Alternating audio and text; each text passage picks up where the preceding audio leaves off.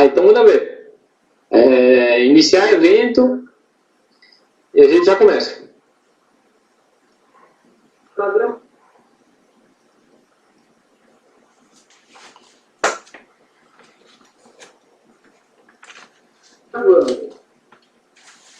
Olá pessoal, boa noite. Vamos iniciar uma nova aula da sessão de bucofaringolaringologia.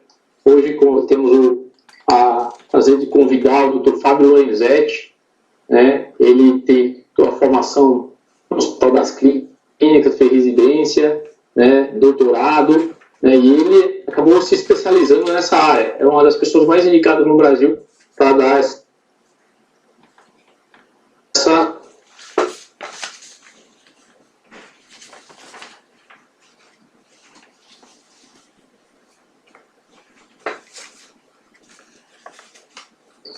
aula. Ele vai falar sobre o calma.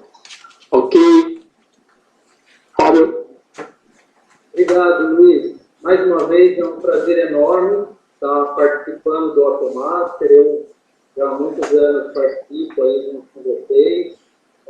Eu acho que é um curso muito interessante, principalmente para o pessoal português, né, que vão prestar a prova do especialista, todo mundo quer se atualizar de alguma maneira, né? Sim, a gente agradece muito. E só para enfatizar, você está desde o início. A gente já está há 8 anos. 2011, né? 2011, é isso aí. Isso mesmo. Legal.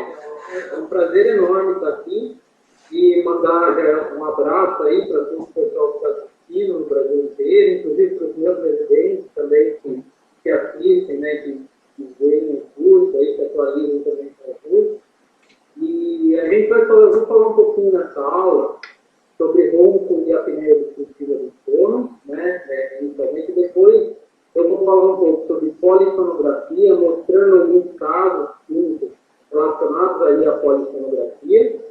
E por último, eu coloquei alguns testes novos aí sobre esses temas para o pessoal que está estudando aí poder também se atualizar em relação aos testes. Tá? Então, é uma aula longa, né? Eu vou fazer tudo assim na sequência. Eu sei que às vezes fica um pouquinho pesado, é impossível falar tudo, né? Em 1h30 aí que a gente tem, falar tudo, mas eu vou tentar enfatizar os pontos que eu considero assim, mais importantes em relação a esses temas. Tá? Eu não tenho nenhum conflito de interesse para falar sobre esse tema.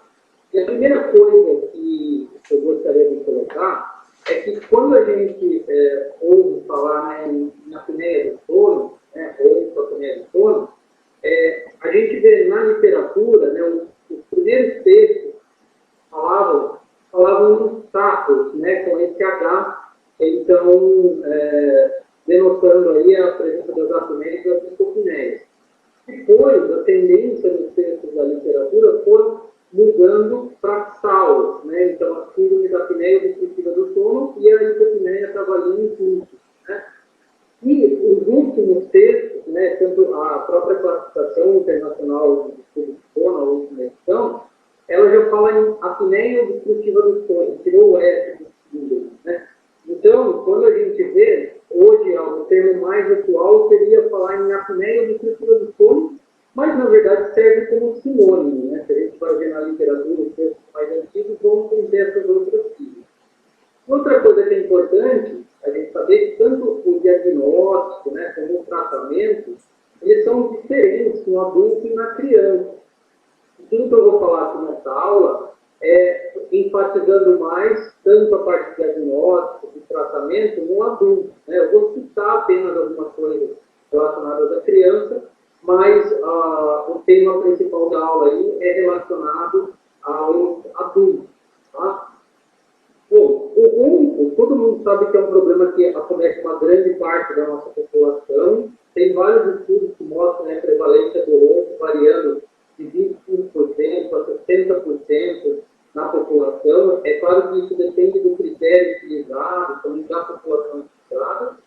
E se a gente fala em prevalência de apneia obstrutiva do sono, né, os textos mais antigos, bastante citados na literatura, que é o artigo da Terry Young, de 93, ele falava numa prevalência de 2% de apneia no sexo feminino e 4% no sexo masculino.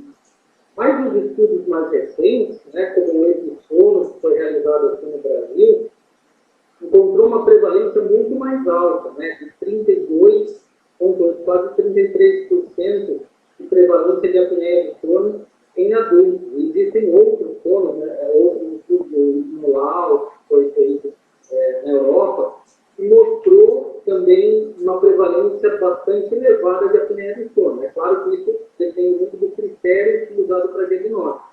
Mas pelos critérios atuais, a gente sabe que a prevalência é bem alta, então atingindo aí aproximadamente 1/3 da nossa população.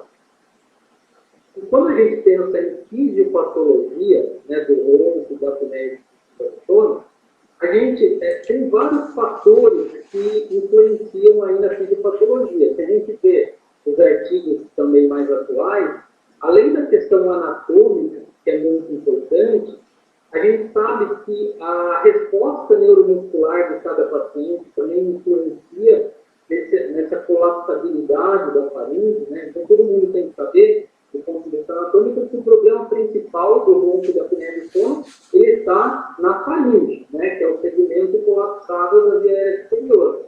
Então, nos vários níveis aí da faringe.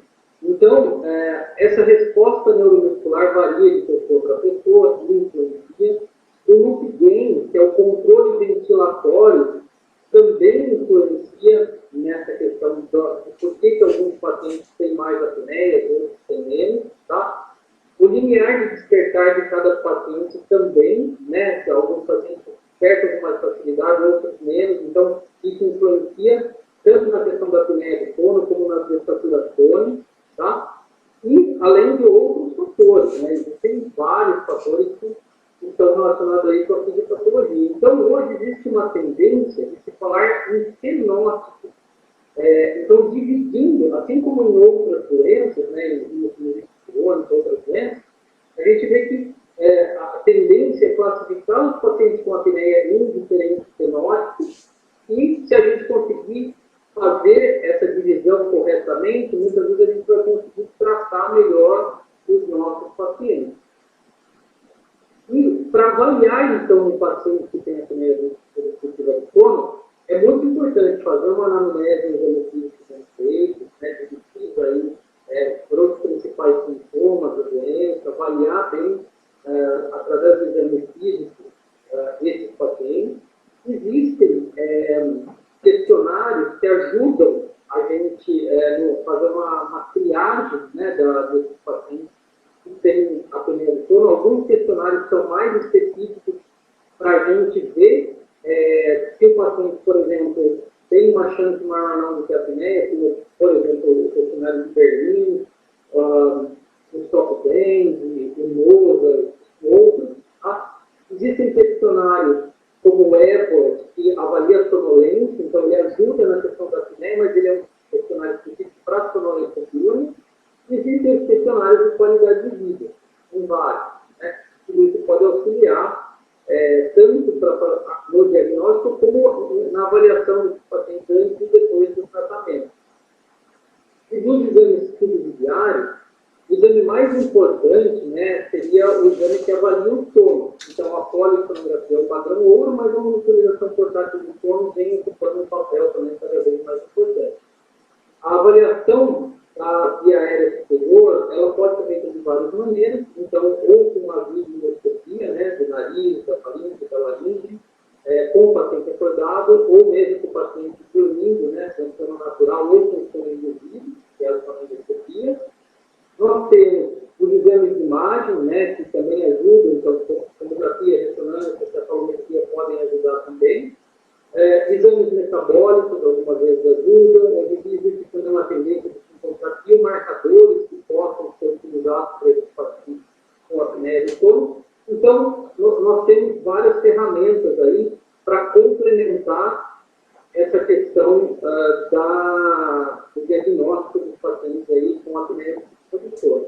E falando em diagnóstico, o critério mais atual, então, para a gente fazer o diagnóstico da apneia do sono é o que foi publicado na Classificação Internacional de Distúrbios do Sono de 2014, onde ele considera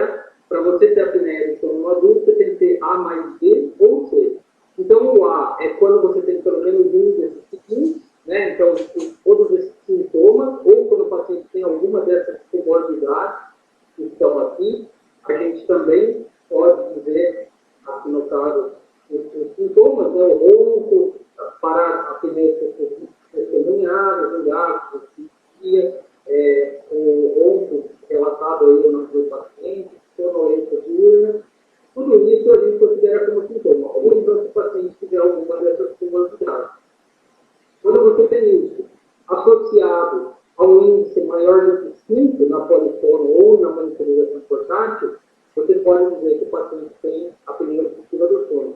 Agora, se o paciente tiver uma polifono ou uma monitorização portátil com um maior do que 5, mesmo que ele não tenha sintomas, mesmo que ele não tenha comorbidades, ou que você não saiba que ele tem, também você já estaria autorizado a dizer que o paciente tem apneia obstrutiva do sono, por esse critério aqui da classificação internacional. E aí, no exame físico desses pacientes, o que é importante a gente avaliar? Então, sempre fazer uma inspeção do paciente, né? Avaliar a face, em posição frontal, em perfil, avaliar o índice de massa corporal do paciente, ver se ele tem a pressão arterial elevada ou não, tudo isso no exame físico vale a pena a gente prestar uma atenção. E no exame físico otorrinolaringológico, então, avaliar bem as cavidades nasais, o tamanho das tonsillas palatinas, a classificação, né, do malampate modificado, que é aquela que considera a posição do palato em relação à língua, né? Então a gente vai ver o malampate modificado, a gente vai ver como é que está a úvula dos pacientes, a mucosa palatal, os pilares amigdalianos, a língua do paciente, se ela é grande, se ela não é, se ela é reposicionada ou não, estado geral dos dentes, né, se tem desgaste, como é que é a oclusão dos pacientes, avaliar o esqueleto facial, então sempre ver se o paciente tem retrognatia, se ele não tem, se ele é um classe 1, é o paciente que teria uma face mais harmônica, né? O perfil facial classe 2 é o que tem a retrognatia e o classe 3 é o que tem a prognatia. A circunferência cervical também pode ajudar, né, a medida da circunferência cervical, e a gente usa bastante o estadiamento de Friedman, né?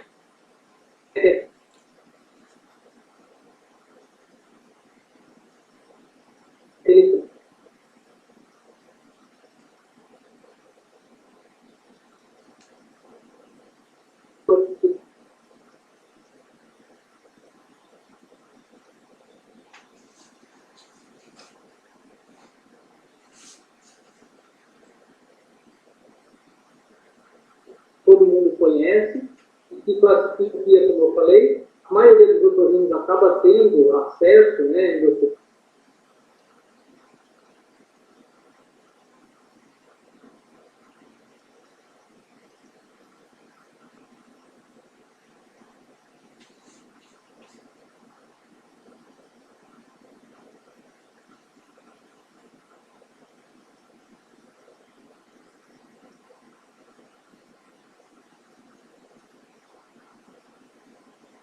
nas paredes laterais da faringe, não. Cara, é o seguinte, eu não sei se é algum problema pontuais, mas tem 3, 4 pessoas falando que está ouvindo muito baixo.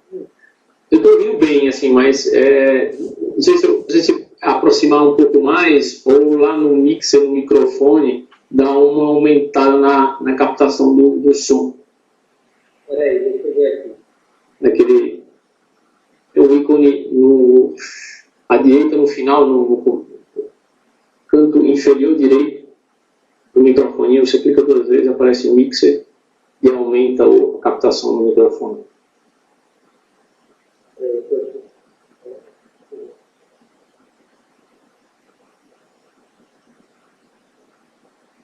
Ou falar mais perto, mas eu estou ouvindo muito bem.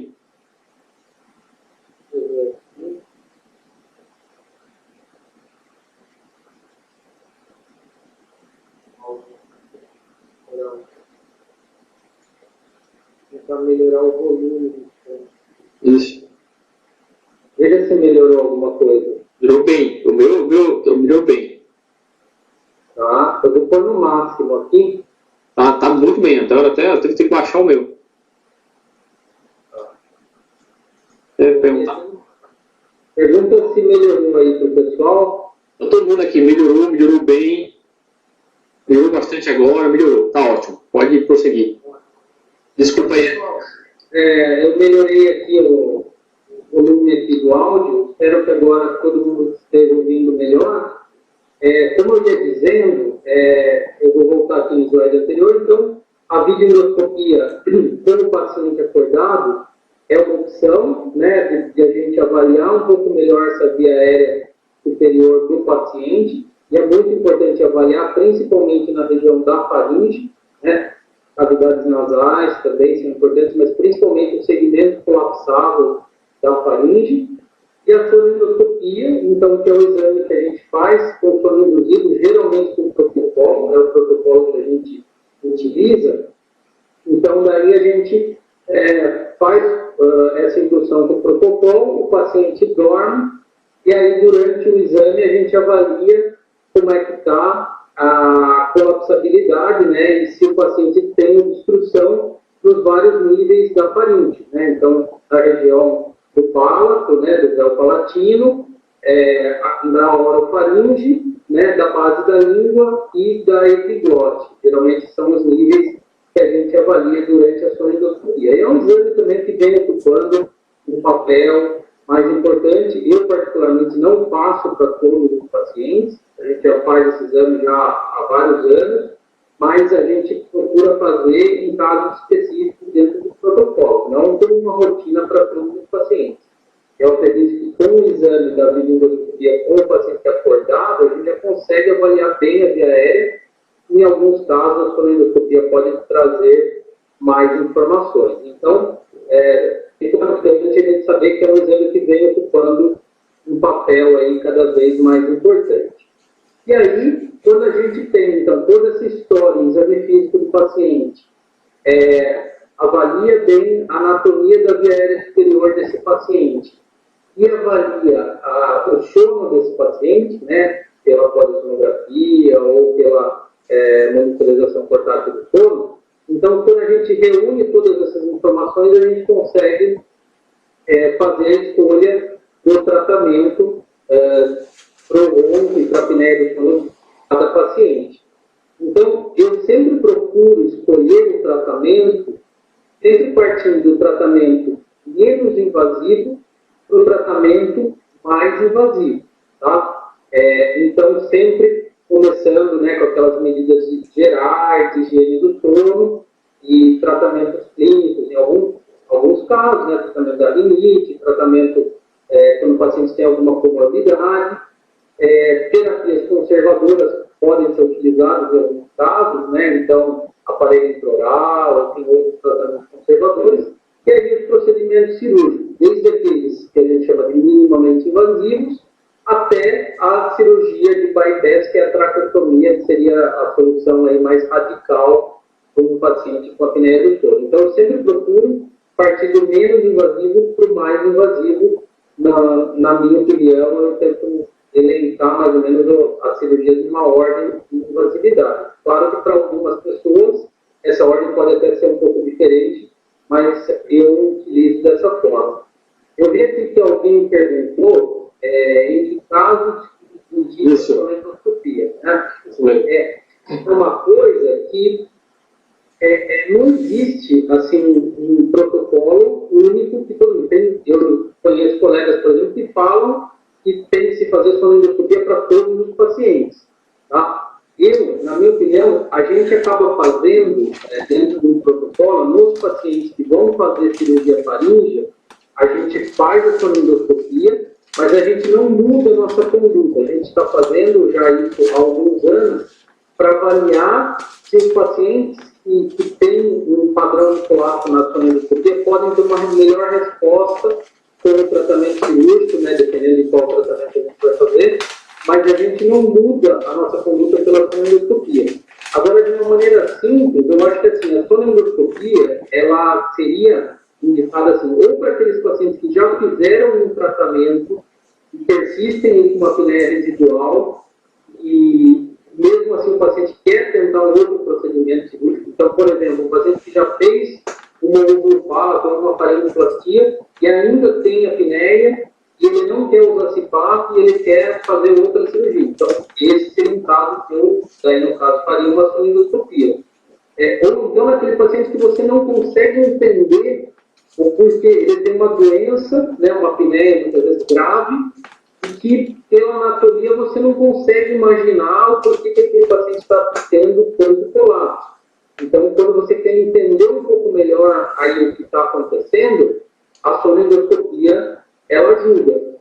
Deu um problema técnico aí, que na verdade eu não consegui entender o porquê, mas o áudio, o microfone ele desligava automaticamente, várias vezes eu ligava e desligava. Fica tranquilo, pode dar continuidade, está ótimo agora. Tá bom, perfeito. Eu continuo daquele slide que eu tinha parado. Pode ser, isso mesmo, o pessoal, foi isso aí mesmo. Ok? Isso aí. Ok? Então, pessoal, desculpas novamente, mas vamos ver se agora a gente vai até o final sem novos problemas técnicos aí. Em relação à escolha de tratamento, então, sempre eu procuro partir do menos invasivo para o mais invasivo, né? Conforme eu coloquei aqui nesse slide. E dentro dos tratamentos que a gente diz conservadores, né, aqueles tratamentos não cirúrgicos, nós temos várias opções de tratamento. Eu vou falar um pouquinho sobre cada uma dessas opções. Então, o CPAP, né, o gerador de fluxo, que foi originalmente descrito, né, e que é o padrão ouro para o tratamento da apneia moderada ou severa, é o CPAP, que funciona numa pressão contínua. Então, você regula, por exemplo, uma pressão de 12, o paciente vai ficar a noite inteira com aqueles 12 de pressão. Depois do CPAP, outros aparelhos, né, foram desenvolvidos, tanto no sentido de desenvolver a tecnologia, dar um conforto melhor para o paciente que está usando esse tipo de terapia, e facilitar essa questão da adaptação dos pacientes, que é um dos grandes problemas. Então, nós temos o alívio expiratório, que é aquele aparelho que você regula a pressão, ele funciona numa única pressão, mas na hora que o paciente vai expirar, ele detecta isso e alivia um pouquinho a pressão. Então, nós temos o Ciflex, outros sistemas similares, que tem essa questão do alívio respiratório. Nós temos também os aparelhos com 2 níveis de pressão. Você regula uma pressão inspiratória e uma pressão expiratória. Né? Então, o BiPAP, que é o clássico, existe o BiPAP, o BiFlex, outros. Mas o BiPAP, então, você regula uma pressão inspiratória e uma expiratória. A gente acaba usando esses aparelhos, pensando em apneia obstrutiva, nos pacientes que precisam de pressões muito elevadas, né? Então, pressões acima de 14, 15, é difícil o paciente tolerar um aparelho de pressão contínua. Então, nesses casos, aí, muitas vezes a gente faz uma titulação com o BiPAP. Nós temos também o APAP, né, que é como se fosse um CPAP automático, que tem a pressão variável, e ele também existem vários sistemas, mas esse aparelho ele tem um algoritmo. Ele detecta o padrão respiratório do paciente ao longo da noite. Quando o paciente está respirando melhor, ele alivia a pressão. Quando o paciente está tendo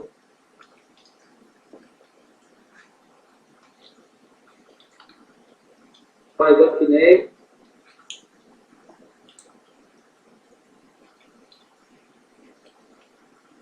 né?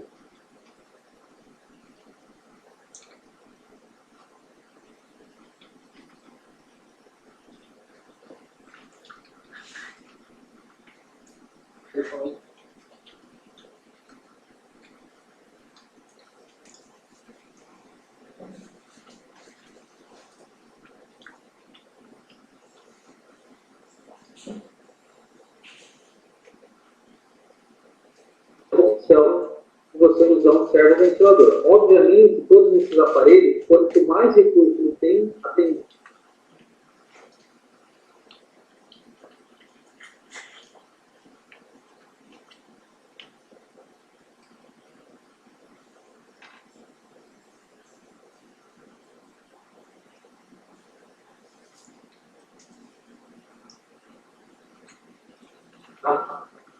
a pressão terapêutica do paciente.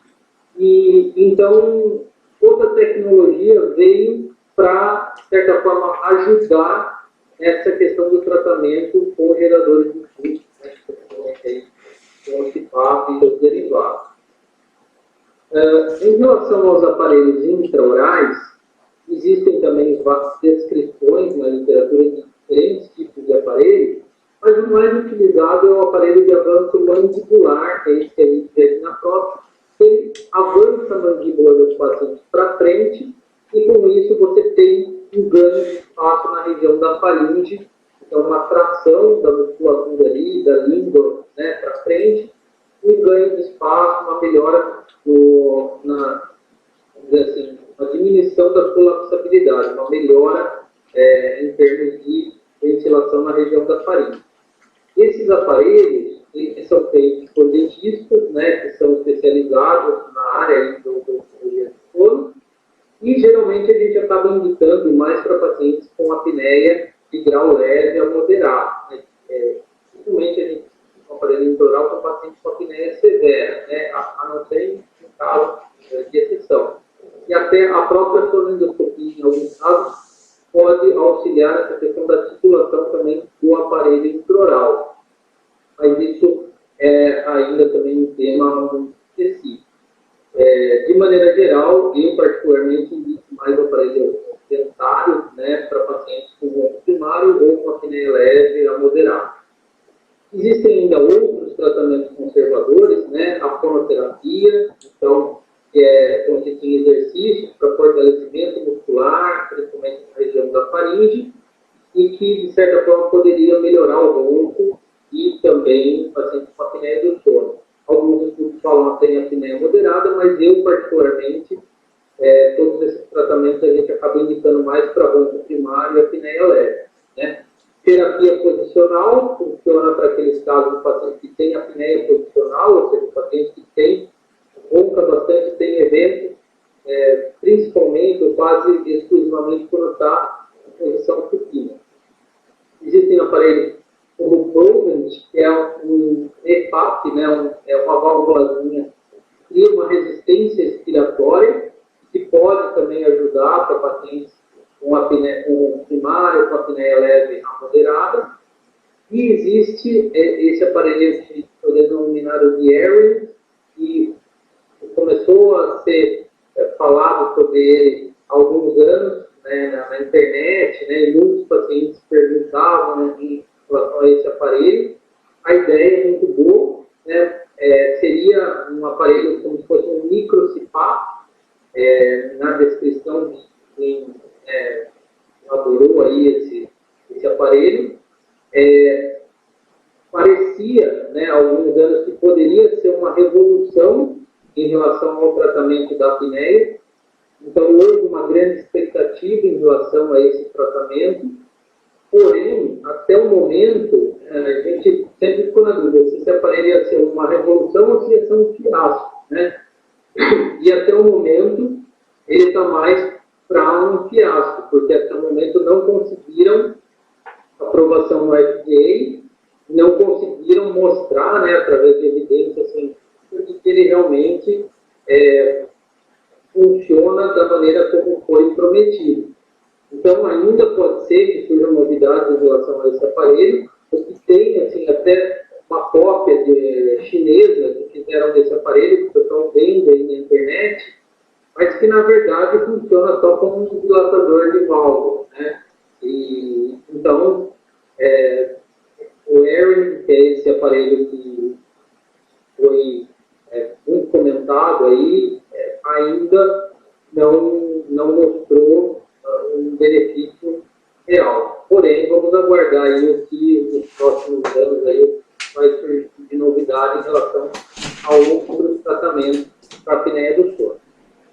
E agora, falando sobre o tratamento cirúrgico, né, nós temos tratamentos com procedimentos minimamente invasivos, né, que podem ser feitos ambulatorialmente, podendo ser geral, que podem ser local em alguns casos, e aquelas cirurgias maiores que geralmente são feitas em ambiente hospitalar, geralmente com pacientes com anestesia geral.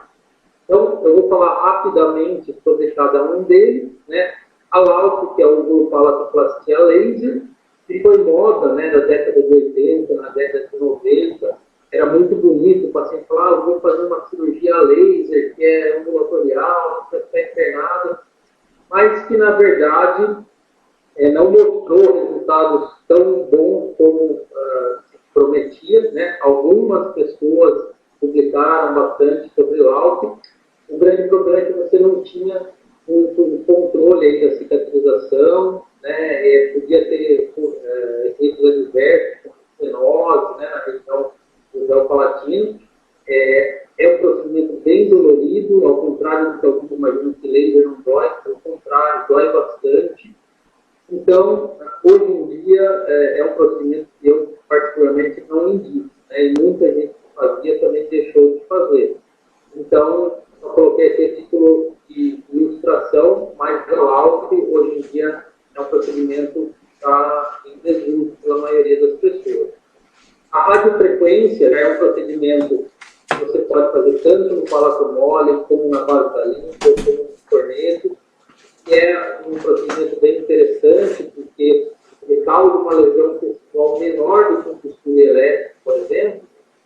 O grande problema no nosso meio é que a ponteira de radiofrequência ela custa caro, né? E muitas vezes a gente tem uma dificuldade para autorizar esse tipo de procedimento em relação ao custo, né? Então, para alguns casos, você pode fazer tanto utilizar a radiofrequência para fazer uma redução volumétrica, como para fazer uma excisão do tecido, tá? Mas o grande problema aqui para a nossa realidade é que está sendo o custo. Os implantes palatais também começaram a ser descritos aí por volta de 2004. São filamentos de poliéster biocompatíveis que são introduzidos na camada muscular do palato mole e com o objetivo de tentar estabilizar melhor o palato, diminuindo essa vibração. Então, todos esses procedimentos que eu estou falando aqui, minimamente invasivos, eles são também mais indicados para pacientes com ronco primário e apneia leve, né? Quando a gente começa a falar em apneia moderada, apneia severa, geralmente a gente vai optar por um procedimento mais robusto. Então, esses aqui, existe, por exemplo, dos implantes palatais, existe até evidência científica de melhora, tanto para ronco como para apneia. Porém, o grande problema também para a gente acaba sendo o custo, né? Não é um procedimento barato e você está colocando um corpo estranho ali no palato do paciente. Então, eu também cheguei a fazer alguns casos de implantes palatais e atualmente eu não tenho indicado por conta do custo e desses efeitos aí de deixar o corpo estranho no palato do paciente. Dos procedimentos menos invasivos, eu tenho mais experiência com a injeção oncoplástica, que consiste na injeção de um agente esclerosante, né, na camada submucosa do palato. Existem protocolos diferentes, descritos pelos WITS, eu fiz minha tese de doutorado, e a gente nota que tem uma melhora do ronco, né? Então, a injeção oncoplástica é um procedimento bom para fazer em pacientes com ronco primário. Ou se tiver um índice leve, desde que não tenha muitos sintomas, não tenha muita sonolência, não tenha muita dessaturação, mas que a queixa principal seja o ronco. Aí a gente pode, em alguns casos, utilizar a injeção oncoplástica. Nos procedimentos palatais, né, existe a CAP, que é como se fosse uma lauda feita com bisturi elétrico, a gente também faz pouco, e a técnica de sling, né, que uma das variações chamada de Roman Blind, feita pelo Mantovani, é uma pesquisa que a gente faz no palato e pode ser feita, por exemplo, associada a uma cirurgia nasal em pacientes que rompam. Então, desses procedimentos todos, o que eu acabo utilizando mais é a injeção oncoplástica, quando eu quero fazer alguma coisa ambulatorial, a slings normas, quando eu quero associar, aí, no caso, a uma cirurgia nasal. Tá? Bom, falando então sobre as cirurgias maiores, aquelas que são resumidamente hospitalar, nós temos então as cirurgias nasais, as faringes elétricas e a cirurgia de bypass, né, que é a traqueotomia. Todas elas a gente vai ter que avaliar bem, né, a questão da indicação, mas de todas, assim, a cirurgia nasal é a que é mais consagrada do ponto de vista que, assim, todo mundo que tem uma obstrução nasal importante, né, um desvio certo, merece respirar melhor, independente da questão do ronco, né, a cirurgia nasal ela pode trazer benefícios. né, tanto na questão do ronco, em alguns casos, como na questão da qualidade do sono, né, pode melhorar a qualidade do sono, pode melhorar a qualidade de vida. Então, a cirurgia nasal, quando existe um importante, ela pode ser um importante adjuvante aí no tratamento.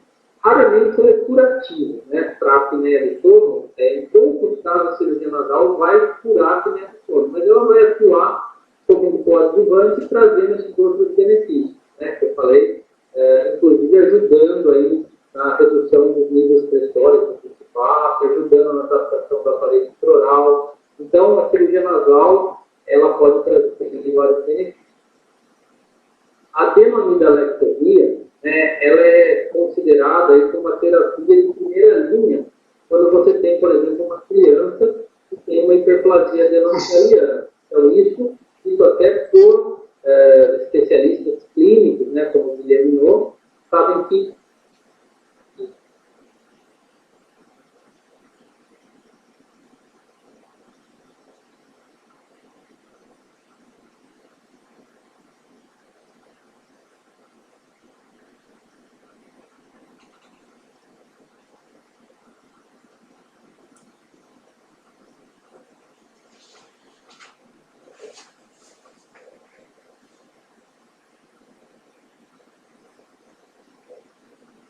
tese, né, da situação ortoplástica, eu utilizei uma comparação, né,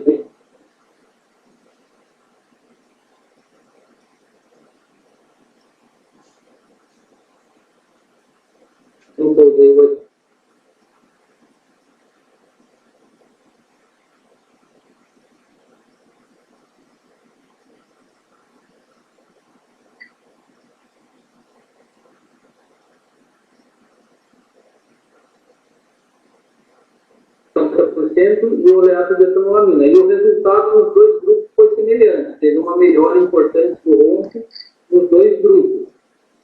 Então, são esses que eu acabo utilizando na prática quando eu indico a questão do oncoplástica. Ok. Bom, voltando então à adenoamidalectomia, então, quando existe, né, uma obstrução evidente, como nesse caso da foto, com fila grau 4, adenoide obstrutiva, ela pode sim ser curativa na questão na criança, né?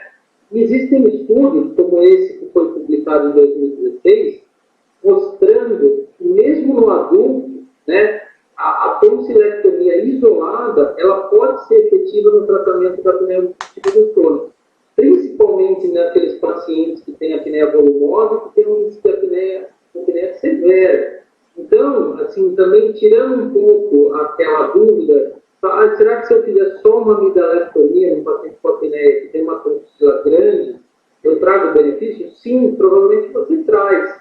Né? Algumas vezes a gente associa, né, além da amidalectomia, associa uma faringoplastia, algum procedimento, mas mesmo que a pessoa faça só uma amidalectomia, ela já pode trazer um benefício importante nesses pacientes com tonsila grau 3 e grau 4. Em relação às outras técnicas, né, a ovulopalatopfaringoplastia, ela foi descrita, né, na década de 60 pelo Ike Master para tratamento do ronco. Depois ela foi descrita em língua espanhola pelo Quesada, que publicou uma técnica aí no palato. Mas quem descreveu em língua inglesa e popularizou e acabou sendo conhecido, né, como o pai aí da ovulopalatopfaringo foi o Fujita, em 1981, o mesmo ano que o Colin Sullivan inventou o CPAP. Tá? Então, é uma técnica que foi descrita para o tratamento do ronco da apneia do sono, né? Foi amplamente utilizada e modificada por vários autores, desde aquela década de 80 até os dias atuais. Né? No início, todo mundo achava o grupo fala que vai resolver todos os casos, até que em 96 o Scher publicou um artigo criticando, né, dizendo que a ovulopalatopfaringo ela tinha só 40% de sucesso. Tá? Os estudos de Friedman, né, de 2002, 2004, 2005, eles mostraram que se você fizer um estadiamento desses pacientes, você consegue melhorar o resultado. Né? Então, o que o Friedman fez? Ele avaliou a classificação de malampate modificado, né, que a gente vê aqui na esquerda, o tamanho das tonsilas palatinas e o índice de massa corporal. E o que ele viu? E nos pacientes que tinham malampate bom e tonsila grande, com IMC menor que 40, a taxa de sucesso de músculo pálato isolada era muito alta, então 80,6%, muito maior do que o Scher tinha descrito. No estágio 2, você tem um paciente com malampate bom e amígdala pequena ou ausente, ou malampate ruim e amígdala grande, você tem aproximadamente 37,9%. Então, aproxima ainda aqueles 40% do Scher escreveu, né, desde que o paciente tenha menor que 40. No Friedman 3, né, que é o paciente com amígdala pequena e malampate ruim, a taxa de sucesso foi de 8,1%. Então, uma taxa de sucesso muito baixa com o pálato faringopatia isolado. E o Friedman 4 é aquele paciente que tem qualquer classificação de malampate, qualquer tamanho de tonsila, mas que tem IMC maior do que 40 ou deformidade craniofacial evidente. Então, essa classificação de Friedman, ela serviu para mostrar para a gente que se a gente selecionar bem, então esses pacientes Friedman 1, por exemplo, o músculo pálato isolado pode ter uma taxa aí de 80% de sucesso, é uma taxa relativamente boa. Então, a questão é a gente selecionar bem esses pacientes. E a tendência, né, que ao longo dos anos, quando o músculo pálato foi descrita, ela trabalhava muito na linha média, né, na úvula e no pálato mole, ressecava bastante. E com o passar dos anos, a gente foi trabalhando mais na parede lateral e tentando poupar mais a linha média, como a gente vê aqui na foto da direita. Então, a gente tende, hoje em dia, a mexer o mínimo possível na linha média e trabalhar na parede lateral. E é o que propôs a técnica que foi descrita pelo Michel Carrale, né, em 2003, a técnica original da faringoplastia lateral, que ele descreveu, e trabalha, então, na musculatura que fica abaixo das amígdalas, né, o músculo constrictor exterior da faringe, o músculo palato faringe, palato grosso. Então, você trabalha mais na musculatura. A faringoplastia lateral, o Michel ele foi, ao longo dos anos, modificando a técnica, né, então fazendo diferentes versões da técnica dele, e é uma técnica que até hoje mostra resultados muito bons para pacientes com apneia do sono, especialmente aqueles pacientes Friedman 2, Friedman 3, que têm uma taxa de sucesso mais pobre, como o músculo faringoplastia isolado. Então, na minha experiência, a gente vê que a faringoplastia lateral ela mostrou resultados melhores do que o grupal, principalmente nesses pacientes Friedman 2 e 3.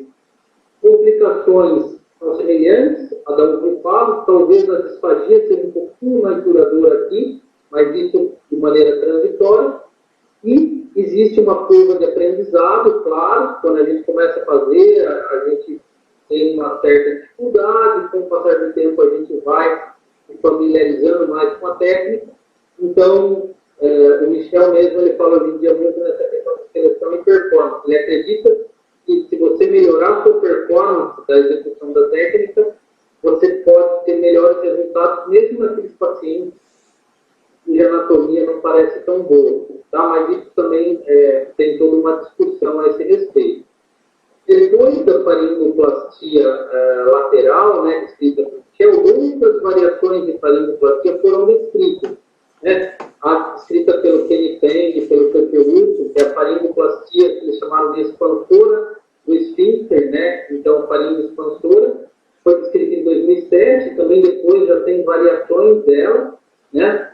A faringoplastia de relocação, que foi descrita pelo Lee em 2009, e também tem assim, maneiras interessantes, técnicas interessantes, na minha opinião.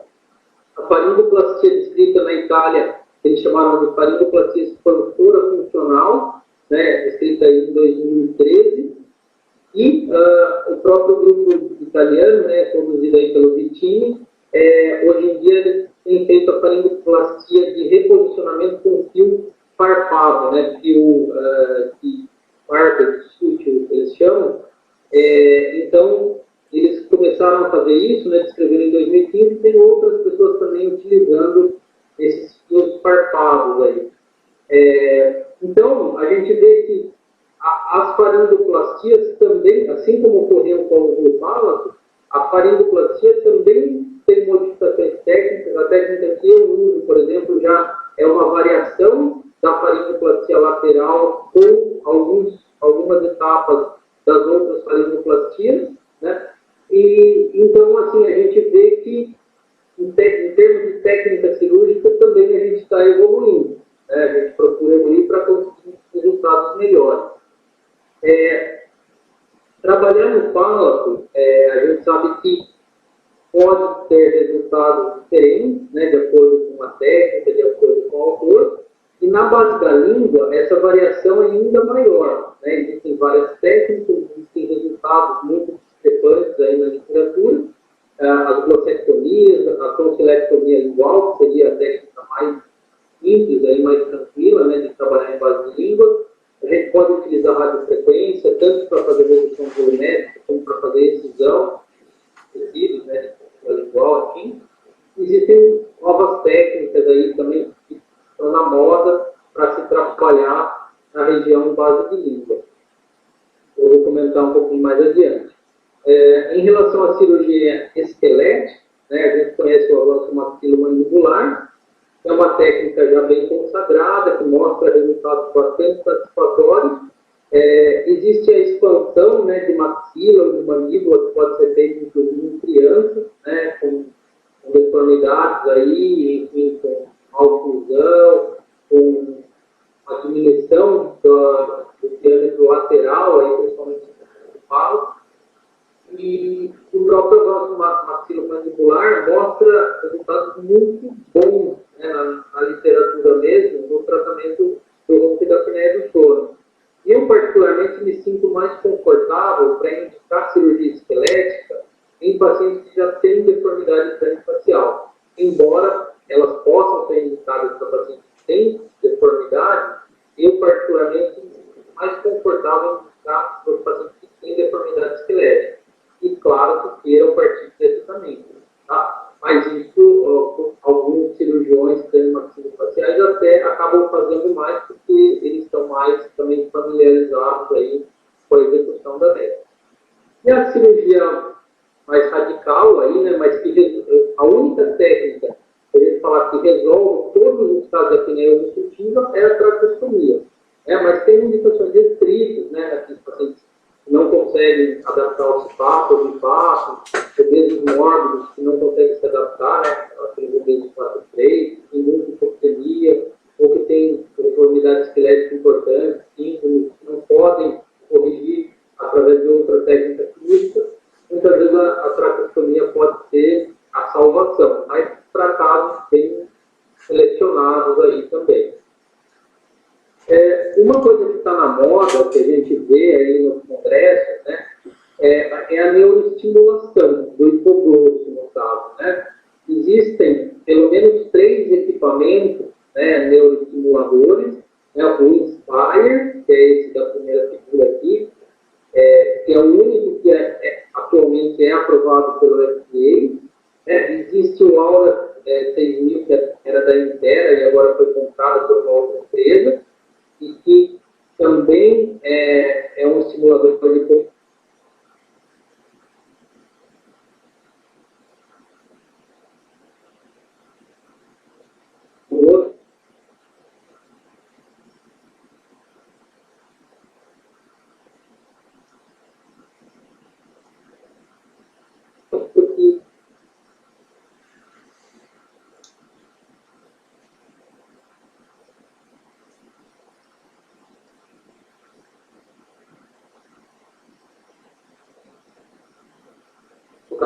benefícios para um grupo específico de pacientes e ainda não são aprovados aqui no Brasil. Então, a gente vê nos estudos, alguns, por exemplo, o Inspire já é aprovado no FDA, o da Intera é aprovado em alguns países, mas não nos Estados Unidos, ainda está em fase de estudo, mas no Brasil a gente ainda não tem essa possibilidade. Talvez no futuro próximo aí a gente já tenha novidades em relação a isso. Uma outra técnica que está na moda, né, que é a cirurgia robótica, aí, né, para fazer decisão, principalmente em região de base de língua, que é a região mais difícil de a gente acessar, e com o robô a gente consegue uma visualização melhor, consegue trabalhar melhor essa região.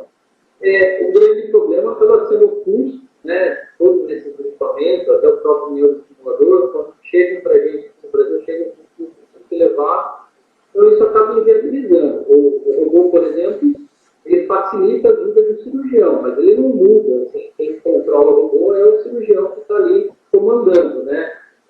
Então, é um equipamento interessante, talvez se torne mais barato aí com o futuro, mas hoje ainda são poucos lugares que tem o robô e o custo dele ainda acaba sendo um fator limitante aí na rotina. Tá bom? Bom, em relação ao tratamento, né, aquilo que tinha relacionado aí à apneia do sono, eu procurei falar de uma maneira bem enxuta, assim, né, um pouquinho de cada tópico. E agora eu vou falar um pouquinho, então, sobre polissonografia, já na sequência mostrando alguns casos clínicos aí de polissonografia. Então, polissonografia, a gente sabe que tem vários tipos, né? Quando a gente pede uma polissonografia para fazer o diagnóstico de sono, a gente solicita uma polissonografia basal, né? Que é feita geralmente durante a noite toda, o paciente fica no laboratório e, em alguns casos, até pode fazer em casa, né? Mas a maioria dos lugares acaba fazendo no laboratório de sono com o paciente monitorizado. Quando a gente precisa, por exemplo, registrar se o paciente tem uma paratonia, uma atividade anormal durante o sono, é interessante a gente fazer a polissonografia com vídeo, né? Gravando o vídeo para ver se o paciente teve alguma atividade anormal ali durante a noite. A gente também pode fazer uma polissonografia quando a gente quer titular um CPAP. Então, se o paciente já tem um diagnóstico de apneia do sono e você quer fazer uma titulação, saber a pressão do CPAP para corrigir essas apneias, o ideal, então, daí é fazer a polissonografia para titular o CPAP, de preferência no laboratório de sono. Existe a possibilidade de fazer a polissonografia split night, ou seja, de noite de partida. Uma parte do exame é feita como se fosse uma polissonografia basal, então o paciente respirando normalmente sem usar o CPAP. E a partir de um certo momento, a gente faz a titulação. Então, coloca o CPAP para a gente poder ver qual a pressão necessária para corrigir as apneias. O grande problema da split night é que às vezes você pode fazer nenhuma coisa direito nem outra. Né? Então, tem que ser para casos selecionados, principalmente aquele caso, clinicamente, você já tem uma forte suspeita que o paciente tem uma apneia de sono severa, né? Então, você não tem muita dúvida de que o paciente vai ter apneia de sono, e então, nesses casos, você poderia abreviar e já fazer a split night para fazer o diagnóstico já titular o CPAP na mesma noite, tá? Mas eu, particularmente, eu sempre prefiro fazer a basal e depois a titulação uma noite separada, ou eventualmente até fazer uma titulação domiciliar. A monitorização portátil do sono, como eu falei, vem ocupando um papel cada vez mais importante. E nós temos outros testes, como o teste de latência múltipla do sono, o teste de manutenção de sono, eles são feitos em situações específicas, né, para avaliar uma sonência que esclarecer. Os estudos do sono, eles podem ser classificados, né, essa já é uma classificação antiga, mas que você tem a polissonografia tipo 1, que é essa polissono completa, assistida em laboratório de sono, a polissonografia tipo 2, onde você tem pelo menos 7 canais de registro, que pode ser realizado na casa do paciente sem a presença do técnico. Então, é como se fosse uma polissonografia, onde você vai estagiar o sono, né, não só a parte respiratória, e pode ser feita na casa do paciente. O tipo 3 é quando você tem pelo menos 4 canais, e que você vai fazer mais uma monitorização cardiorrespiratória. Então, avaliar fluxo aéreo, então você, no tipo 3, geralmente você não estagia o sono, tá? E o tipo 4 é quando você vai fazer só uma oximetria, uma avaliação do fluxo aéreo, um exame bem simplificado. Então, na prática, a gente sabe que a tipo 1 e a tipo 2, elas são interessantes para fazer o diagnóstico, a tipo 3 é um exame mais simples, uma avaliação cardiorrespiratória, e pelo fato de alguns equipamentos hoje em dia não se enquadrarem nessa classificação, existe uma outra classificação que chama Super, em que você já tem os exames com tonometria arterial periférica, por exemplo, que já são uma variação aí do estudo do sono, mas que também podem ser utilizados para a gente poder fazer o diagnóstico especificamente para paciente com apneia do sono. Tá? E quando a gente vai pedir, então, uma polissonografia, né? Formalmente, a gente pode pedir um paciente que você tem, o paciente tem a queixa de ronco, que você está acreditando que ele tem uma apneia do sono, né? Ou quando você suspeita que esse paciente pode ter outros distúrbios respiratórios do sono, então, síndrome de resistência de vias aéreas exteriores, síndrome de respiração de Cheyne-Stokes, síndrome da hipoventilação do sono. Se você suspeita de um distúrbio respiratório, a polissono é a opção para a gente poder fazer esse diagnóstico. Ou quando você quer titular um CPAP, né, em laboratório, ou mesmo quando você vai avaliar o resultado terapêutico. Então, se você fez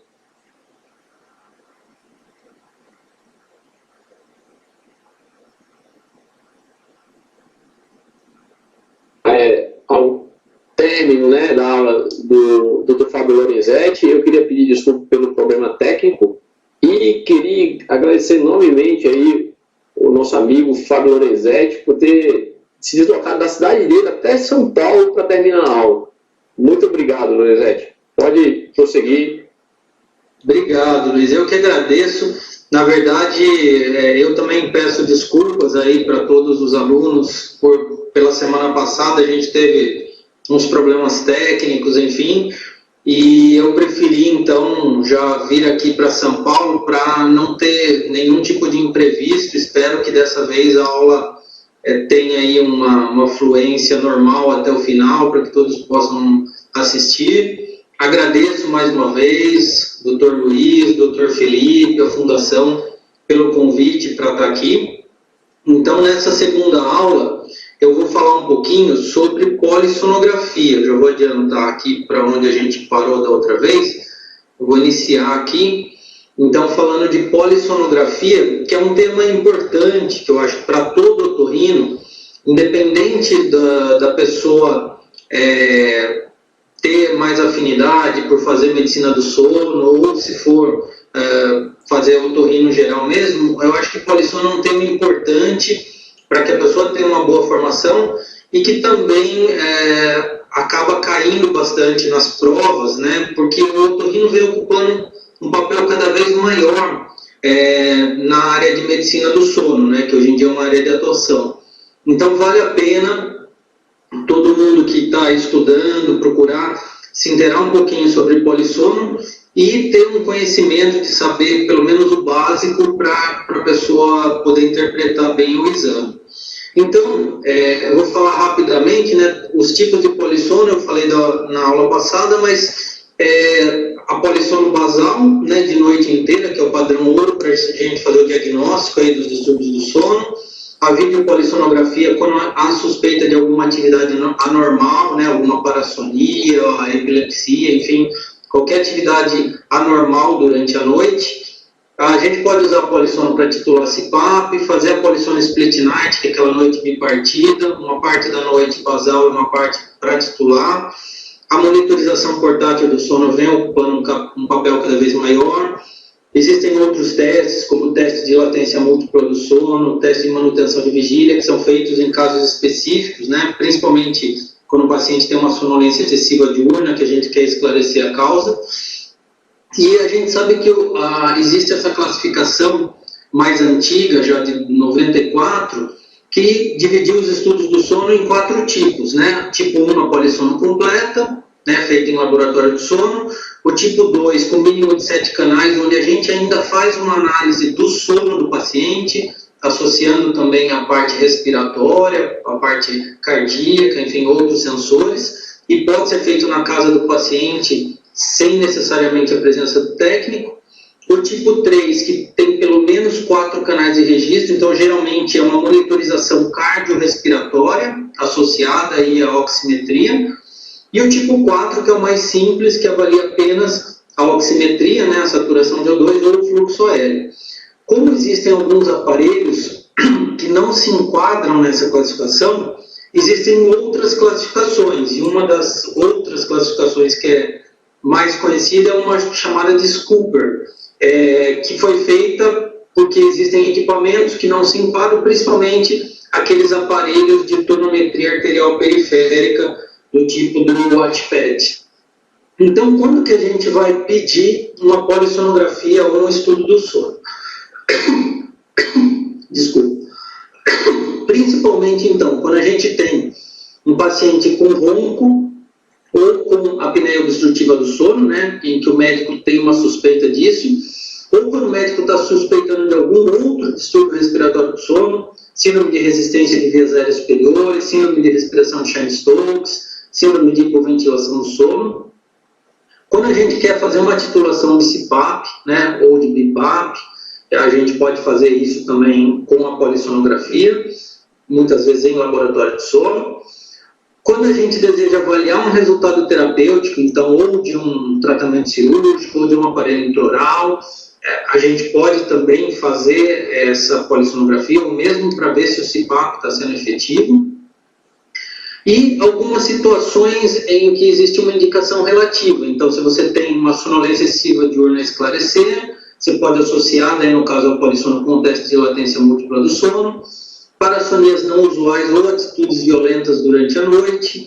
Nos casos de insônia, é uma indicação relativa, distúrbio de movimento periódico de membro, síndrome de pernas inquietas, ou na suspeita de algum outro distúrbio do sono mais raro. Então, a polissonografia, na verdade, ela é o padrão ouro, né? Assim, é um exame que analisa, de uma maneira geral, os diferentes distúrbios do sono, e é um exame bem completo, onde a gente tem 6 canais de eletroencefalograma, 2 canais de eletroalcolograma, o eletrocardiograma, eletromiograma de mento, frequência cardíaca, eletromiograma de pernas, cânula nasal, fluxo, né, medido pelo termistor, cinta torácica, cinta abdominal para medir o esforço respiratório, sensor de ronco, pode ter 1 ou 2, oximetria, sensor de posição corporal. Além desses, existem outros canais menos usuais que a gente pode utilizar, né? Por exemplo, balão esofágico para medir esforço respiratório. Enfim, a gente pode acoplar outros sensores, né? Dependendo do que a gente está investigando, a gente pode acoplar outros sensores. Em crianças, por exemplo, é recomendado se fazer também com a capnografia. Então, a polissona é um exame bem completo e bem versátil, a gente pode acoplar outros sensores dependendo do que a gente está investigando. Existe, assim, a necessidade de ter um senso crítico, né, de saber que o paciente que está dormindo no laboratório de sono, ele está num ambiente diferente do ambiente que ele está acostumado a dormir, na casa dele, no colchão dele, no travesseiro dele, enfim, numa situação muitas vezes mais confortável. Então, quando a gente vai interpretar o exame, a gente tem que saber que o paciente, ele muitas vezes dormiu numa condição desse paciente aqui da esquerda, e não numa outra situação como da direita. Quando a gente vai analisar, né, isso mais propriamente quem lauda a polissonografia, né, quem faz a análise manual dos eventos, tem que ter alguns conceitos sobre como marcar aí os eventos respiratórios. Então, no adulto, sempre, para a gente marcar um evento respiratório, a duração mínima do evento tem que ser de 10 segundos. E para a gente marcar a apneia, o sensor que é o recomendado para a gente marcar a apneia é o termistor, né, que mede o fluxo. E a gente vai marcar quando a gente tem uma pausa completa, né, ou uma queda maior igual a 90% da curva.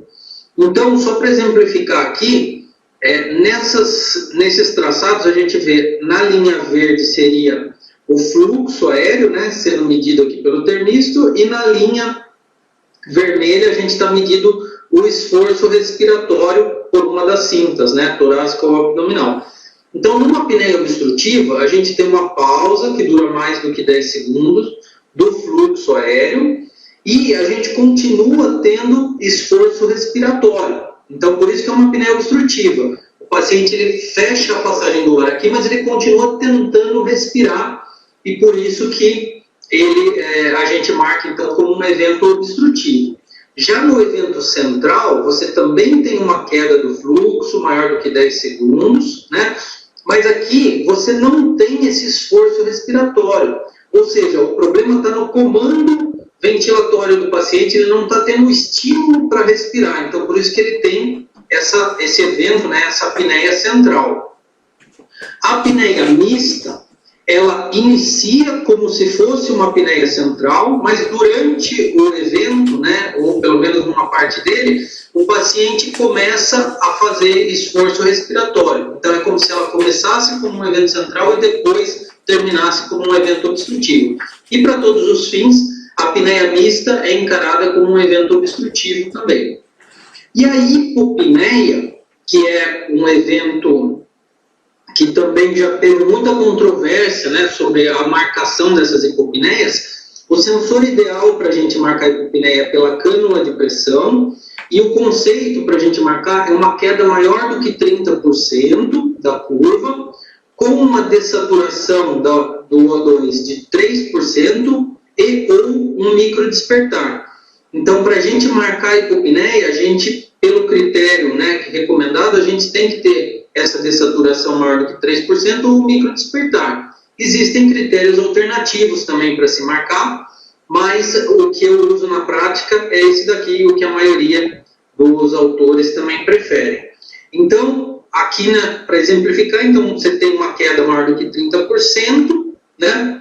E você, aqui no caso, mantém o esforço respiratório, só que aqui para você marcar, você tem que ter ou uma dessaturação logo na sequência ou um microdespertar no término do evento. Daí você marca a hipopneia. E o HERA, que é o esforço respiratório relacionado ao despertar, é um pouquinho mais difícil de marcar, mas a gente costuma ver um achatamento da curva, né? Então você também tem uma leve diminuição que não atinge o critério de hipopneia dos 30%. Né? E o HERA obrigatoriamente é seguido de um microdespertar. Então, assim funciona a marcação de eventos de uma maneira bem simplificada, eu falei. E todas essas regras, elas estão no manual da Academia Americana de Medicina do Sono, que é a referência para a gente fazer o estagiamento do sono, a marcação de eventos. A última versão, que é de 2018, a versão 2.5 foi publicada em abril do ano passado, e quase todo ano eles publicam uma atualização, que é o que a gente costuma seguir para fazer a marcação dos eventos aí na polissonografia. E o estagiamento do sono, obviamente. Então aqui, uma tela que a gente vê, esse exame aqui então é uma videopolissonografia, então a gente vê aqui a câmera, né, o paciente, a gente vai avaliando aqui simultaneamente, né, o traçado e o que está acontecendo aqui no vídeo, e aqui exemplificando, então, uma sequência de hipopneias, segundo aquele critério que eu acabei de falar, né, então aqui no caso vocês veem que todos os eventos, ele termina aqui com um microdespertar e uma dessaturação. Pode ser um ou outro, tá? Mas na verdade aqui no caso a gente tem os dois, tanto a dessaturação como os microdespertares aí no final dos eventos. Aqui uma outra tela que mostra, essa tela a gente está vendo 120 segundos, tá? As épocas para a gente estagiar sono, a gente usa épocas de 30 segundos. Para fazer análise respiratória, a gente costuma condensar e fazer em telas de 120 segundos. Então a gente vai marcando aqui, vocês vejam uma sequência de eventos obstrutivos. Por que eu sei que é obstrutivo? Está tendo esforço respiratório e uma pausa completa aqui do fluxo aéreo. Então, a gente vê aqui no caso, tanto na cânula como na curva do fluxo. Né? O correto seria marcar até aqui no fluxo, porque aqui é a apneia obstrutiva. Então, queda maior do que 90%, acompanhada aí de esforço respiratório. Uma coisa que a gente tem que tomar muito cuidado é que os softwares, eles têm essa ferramenta que permite, muitas vezes, que a pessoa que está fazendo a análise faça uma análise automática, tanto do estagiamento do sono como dos eventos, e muitas vezes essa análise automática, ela é muito falha, ela vem com uma série de falhas. Então, o recado é, procurem, quando vocês vão pedir uma polissonografia, encaminhem para lugares onde vocês conhecem quem está rodando, que vocês confiam na credibilidade do resultado. Que a gente vê vê muito por aí polissonografias com um nível, né, de qualidade muito ruim, e muitas vezes o laudo feito com uma análise automática, e quando a gente tem um pouco mais de experiência, a gente já percebe que aquela polissonografia não foi feito o laudo manual, mas sim um laudo automático. E a gente tem que tomar muito cuidado com isso, porque o resultado nem sempre é muito fidedigno, tá? Em relação aos eventos respiratórios, né, um dos critérios que a gente usa bastante, né, que é um dos mais usados, é o índice de apneia e hipopneia, né, que soma, né, o número de apneias e de hipopneias dividido pelo tempo total de sono. Então, em adultos, quando esse índice é menor do que 5, a gente diz que é normal. Então, se for um paciente com queixa de ronco, esse paciente a gente pode dizer que ele tem ronco primário. Se o índice for entre 5 e 15, a gente diz que o paciente tem uma apneia obstrutiva do sono de grau leve, né, desde que o predomínio dos eventos seja de eventos obstrutivos. Se for entre 15 e 30 por hora, uma apneia obstrutiva do sono moderada. E acima de 30 por hora, uma apneia obstrutiva do sono grave ou severa, né? Aí eu botei aqui uma observação que é importante saber a diferença do IAH, né, que é isso que eu falei, o índice que mede as apneias e as hipopneias, o IDR, que mede as apneias, as hipopneias e os HERAs. Então, quando a pessoa fez a marcação de HERA também, ele soma tudo, né, apneia, hipopneia e HERA, pelo tempo total de sono, e você daí vai dar o IDR.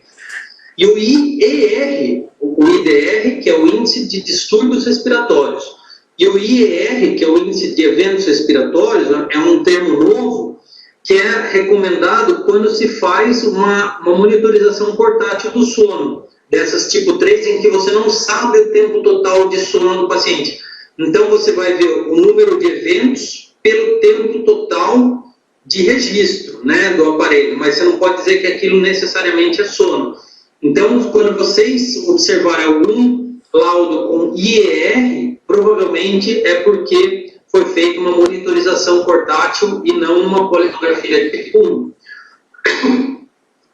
E aí, assim, em termos práticos, o que a gente valoriza aí na análise respiratória? Então, sempre a gente vai valorizar o índice, né, o IH, o IDR, ou o IER, se for uma monitorização portátil.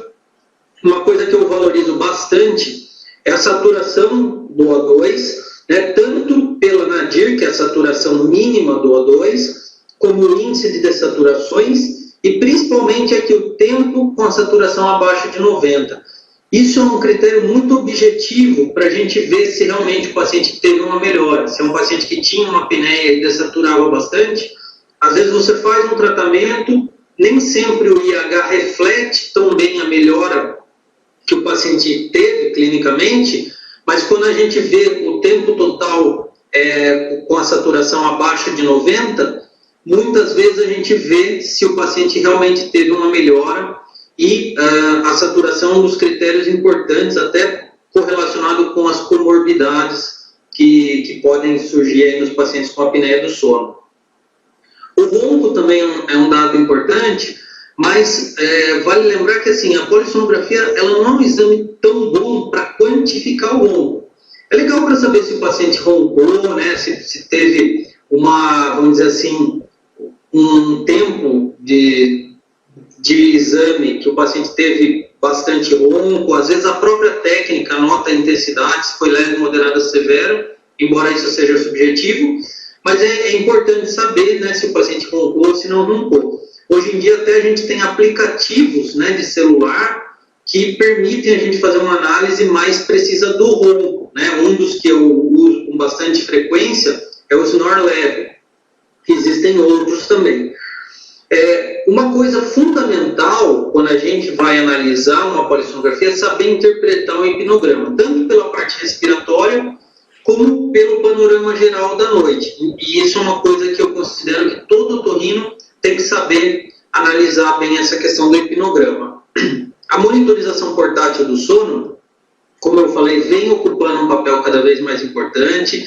Existem esses aqui, o Stardust, que já saiu de linha, o Embleta, que também já saiu de linha, o Watchpad, existem vários outros, e que a gente consegue fazer uma análise respiratória bem interessante. Mas esses exames, então, a gente tem que ter assim, um critério para quando a gente vai indicar esse tipo de exame, né? Não dá para a gente sair fazendo isso para todo mundo. Então, a própria Academia Americana de Medicina do Sono, em 2007, eles publicaram esse guideline para dizer quando seria interessante fazer uma monitorização portátil. Então, eles ressaltam que essa monitorização ela deve ser usada em conjunto com uma avaliação abrangente, então avaliar clinicamente o paciente, ver as queixas, e sempre deve ser supervisionada por um médico especialista em medicina do sono, para fazer essa interpretação. Ela pode ser utilizada como alternativa à polissonografia em pacientes que têm uma forte probabilidade de ter apneia obstrutiva do sono de estágio moderado a severo, tá? Naqueles pacientes impossibilitados de ir ao laboratório do sono em virtude de doença, dificuldade de locomoção, e naqueles pacientes em que a gente quer monitorizar a resposta do tratamento que ele está fazendo para a apneia do sono, exceto o CPAP, né? Porque o CPAP você já tem outras ferramentas para a gente monitorizar. A monitorização portátil então pode ser usada se o paciente está usando um aparelho intraoral, se ele fez uma cirurgia e teve uma melhora, a gente pode usar para ver se realmente essa melhora foi efetiva. É importante lembrar que se o paciente tiver uma forte suspeita clínica de apneia obstrutiva do sono e a monitorização portátil vier negativa, isso não permite a gente excluir completamente a possibilidade de doença. Então, nesses casos, a gente deve fazer uma polissonografia tipo 1 no laboratório do sono, porque geralmente a monitorização portátil ela tende a subestimar um pouquinho o índice, no caso aquele índice de eventos respiratórios, tende a ser subestimado em relação ao IEH. Então, assim, essa observação é importante. Se der negativo, você tem que fazer uma polissono tipo 1. E esse guideline ressalta ainda que a monitorização portátil ela não é apropriada para a gente fazer diagnóstico de apneia obstrutiva em pacientes com comorbidades que podem prejudicar a acurácia do exame, né? Não deve ser usada para fazer avaliação diagnóstica em pacientes que têm suspeita de outros distúrbios do sono que podem estar associados à apneia obstrutiva. Então, por exemplo, se o paciente tem apneia do sono, mas ele também tem insônia, já não é um caso legal para você fazer uma monitorização portátil. E assim, também com outros distúrbios do sono. E também não é indicada para se fazer triagem em populações assintomáticas, tá? Muito bem, como esses monitores vêm ocupando um papel cada vez maior, em 2015, a própria Academia Americana de Medicina do Sono, no manual, aquele manual que eu mostrei, a partir da versão 2.2, eles já têm um capítulo estabelecendo regras para a gente fazer o que eles chamaram de HSAT, né, que seria Home Sleep Apnea Testing. Então, a parte 1 fala dos aparelhos que medem fluxo e esforço respiratório, e a parte 2 os que medem a tonometria arterial periférica, que são mecanismos diferentes. Então, aqui foi onde surgiu esse termo, índice de eventos respiratórios, né? Número de eventos pelo tempo de monitorização em minutos, e então, em última análise, esse IER ele tende a ser um substituto para o IH, porém, lembrar que ele sempre tende a ser um pouco mais baixo do que o IAH. Muito bem, agora vamos falar um pouquinho de casos clínicos, principalmente correlacionando aí a questão da polissonografia, tá? Então, aqui a gente vê uma tela de 120 segundos, tá? Onde a gente tem os canais de EEG, de eletroóculo, queixo, perna, tudo completo como a gente tinha visto no outro. Então, aqui, vamos prestar atenção aqui na parte respiratória, né? O que a gente tem aqui? Né? A gente tem um evento que durou mais do que 10 segundos, teve uma pausa total, né? Tanto da cânula quanto do fluxo, e manteve esforço respiratório, tanto na cinta torácica quanto abdominal. Roncos aqui, né? Então, o que é isso aqui? A gente vê dois eventos, um aqui e outro aqui. O que é isso? São duas apneias obstrutivas. Então, pausa completa, mantendo esforço respiratório durante todo o evento. Aqui uma outra sequência, né? em que a gente vê também 1, 2, 3 eventos. Esses 3 eventos, aqui no primeiro a gente teve uma pausa, né, total, começou sem muito esforço e depois o esforço foi aumentando ao longo do evento. Nesse segundo já teve esforço durante todo o tempo, no terceiro também. Então, aqui nesse primeiro a gente marca uma apneia mista, no segundo obstrutiva e no terceiro obstrutiva também. Vamos em frente. Aqui, ó, vejam que evento bem duradouro. A gente vê uma pausa total da cânula e do fluxo, né? Manteve esforço respiratório, apesar de no início o esforço foi um pouquinho menor, depois maior, mas todo o tempo fez esforço. Então, o que é isso? Isso aqui é uma apneia obstrutiva real, tá? Tudo isso que eu estou mostrando para vocês são exames que eu laudei, enfim, e que a gente vê, olha o tempo, ó, quase 1 minuto o paciente ficou em apneia.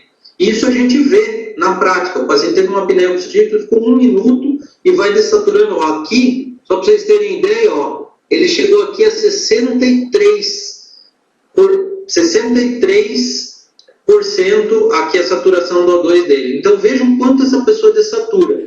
E nos pacientes com apneia grave a gente vê isso e realmente são quadros assim, dramáticos, tá? Olha essa outra tela. Aqui nesse primeiro começou sem esforço e depois teve esforço, né? Pausa total, e o segundo manteve esforço todo o evento. Então, o primeiro, apneia mista, o segundo, apneia obstrutiva. Aqui, uma outra tela, também de 120 segundos. Aqui a gente vê que não teve uma pausa total. A gente nota que teve uma diminuição aqui, essa outra também, uma redução maior do que 30%, né, da curva, manteve esforço respiratório, tá? Eu não falei na outra tela, mas também hoje em dia a gente pode até marcar hipopneia central e obstrutiva, embora isso não seja obrigatório, tá? Alternativo, são poucos laboratórios que marcam, mas é possível. A grande maioria das hipopneias são obstrutivas, tá? Então aqui a gente viu, então eram 2 hipopneias, tá? Então, por que eu pude marcar? Teve redução, teve dessaturação e teve microdespertar. Nos 2 eventos, durou mais do que 10 segundos, ok? Outra coisa importantíssima, interpretar hipnograma, né? Então, aqui, o que chama atenção? O hipnograma é como se fosse um resumo da noite, né? A gente consegue ver numa única telinha como que foi o resumo daquela noite. Então, aqui a gente tem os estágios do sono, posição corporal, aqui a saturação, pulso, o sensor de ronco, os eventos, né, obstrutivos, centrais, mistos e hipopneias. E aqui, o que chama atenção? Os eventos estão concentrados aqui e aqui, né? E o que aconteceu nessas 2 situações? O paciente estava em posição supina. Então, isso aqui é uma apneia posicional, tá? O paciente tem uma concentração de eventos em posição supina. Aqui alguém perguntou aqui na sala qual é mesmo a diferença de apneia e hipopneia. É aquilo que eu falei. A apneia é quando você tem uma pausa completa, né, ou quase completa, então maior do que você tem uma redução maior do que 90% da curva, que durou mais do que 10 segundos. Hipopneia é quando você tem uma redução maior do que 30% da curva, acompanhada de uma dessaturação e ou de um microdespertar. Tá bom? Isso tudo que eu estou falando, os critérios para adulto, tá? Aqui, voltando então aos hipnogramas, a gente vê, então, esse resumo, os estágios do sono, aqui os microdespertares, as pausas, né, as pausas respiratórias, aqui o sensor de pernas, saturação, frequência e o sensor de posição corporal. Então, notem que esse paciente, ao contrário do outro, ele tem eventos quase a noite inteira, né? Muitos eventos, tá? Aqui são as pausas, as apneias e as hipopneias. Notem que, num determinado momento, ele dessatura um pouquinho mais. Aqui, em 2 momentos aqui, ele dessatura um pouco mais. E o que aconteceu nesses 2 momentos? O paciente estava aqui, ó, em sono REM. Então, esse é um quadro que, às vezes, a gente observa isso na prática, que durante o sono REM há uma piora dos eventos e uma piora da saturação. Então, sempre fiquem atentos quando você nota uma concentração de eventos, sempre procurar ver se está relacionado com a posição corporal, se está relacionado com o sono REM, ou uma associação das duas coisas, tá? Ou qualquer outro fator, mas o mais comum são esses: sono REM, posição corporal.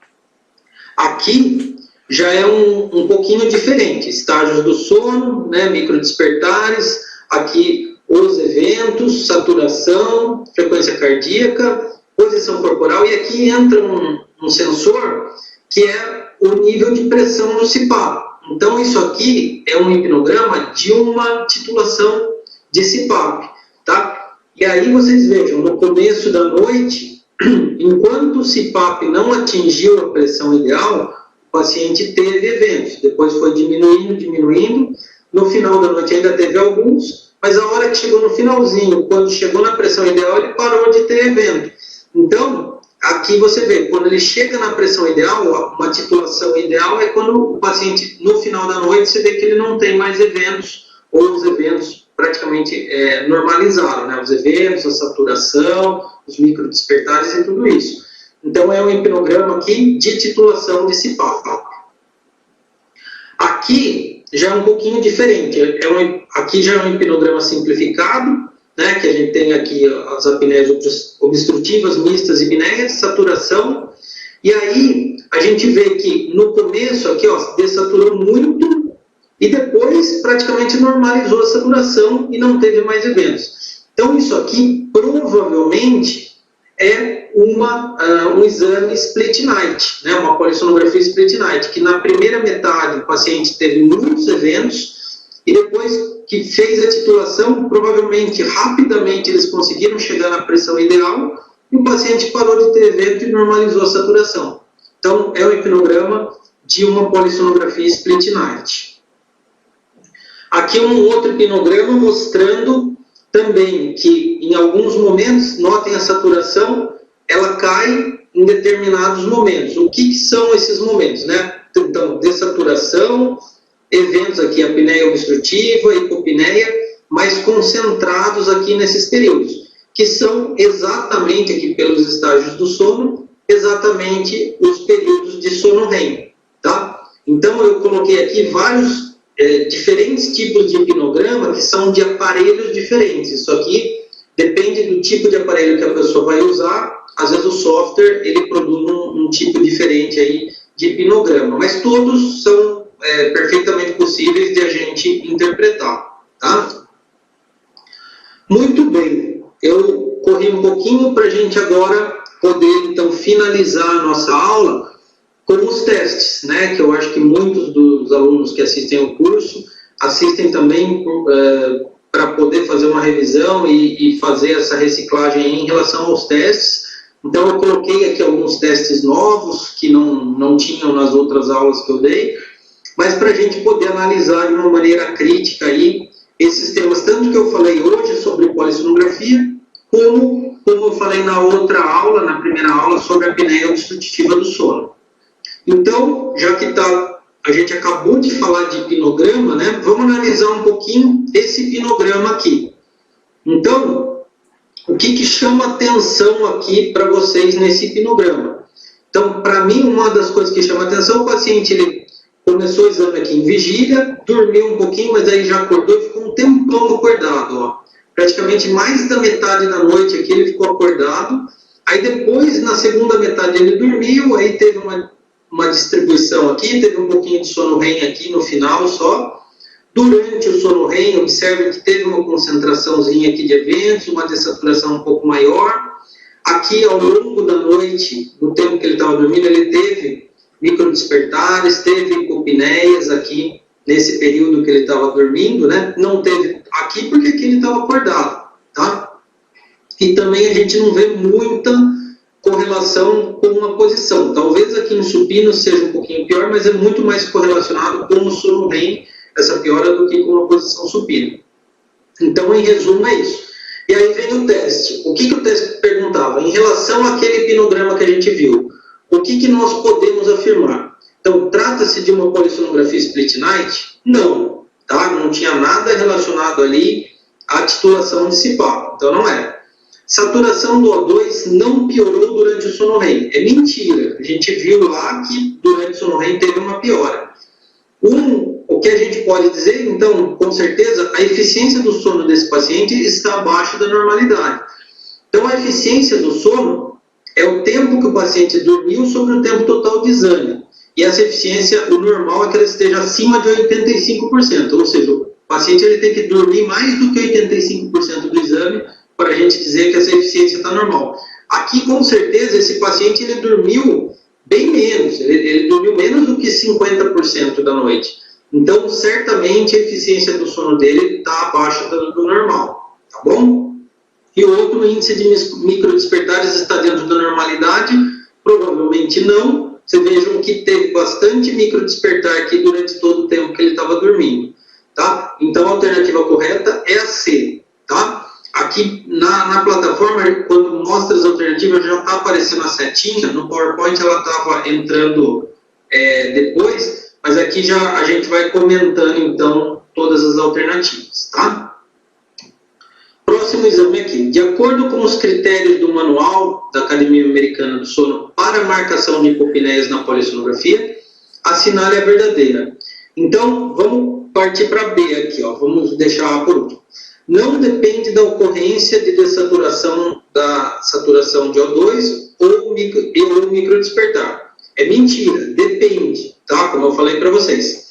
A duração do evento sempre deve ser maior do que 10 segundos, inclusive em crianças. Isso é mentira, porque em crianças, o critério, eu salientei bastante, que é 10 segundos no adulto, tá? Em criança, a gente considera 2 ciclos respiratórios, tá? Eu não costumo fazer análise de criança, mas o critério é esse, 2 ciclos respiratórios, maior ou igual a 2 ciclos respiratórios. Então, 10 segundos é para o adulto.